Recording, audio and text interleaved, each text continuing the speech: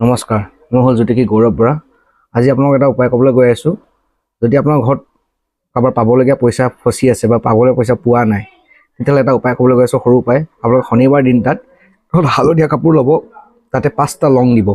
সেই লংটো দি পেলাই মনৰ কথাখিনি কৈ ঘৰৰ য'ত তিজৰি আছে, য'ত পইচা পাতি থয়, তাতে ৰাখি পেলাই সদায় সেৱা কৰিব, ধূপ ধূনা দি পেলাই কথাখিনি ক'ব, যাতে মোৰ যিখিনি পাবলগীয়া পইচা যাতে ঘূৰাই পাওঁ।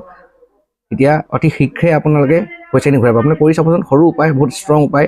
আপোনালোকৰ যাৰ প্ৰব্লেম ফেচ কৰিছে, যাৰ এনেকুৱা অসুবিধা হয়, যাৰ পাবলগীয়া পইচা ঘূৰাই পোৱা নাই, তেওঁলোকৰ বাবে এইটো উপায় কৈছোঁ। আপোনালোকে কৰি চাব, অতি শীঘ্ৰে আপুনি পইচাটো ঘূৰাই পাব। আৰু ঠিক এনেদৰে মোৰ চেনেলটোৰ মাধ্যমেৰে এষ্ট্ৰলজি, বাস্তু, নিউমাৰলজি আৰু লাল কিতাপ উপায়সমূহ জানিবৰ কাৰণে মোক যোগাযোগ কৰিব পাৰে।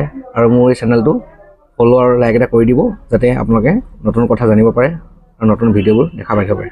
ধন্যবাদ।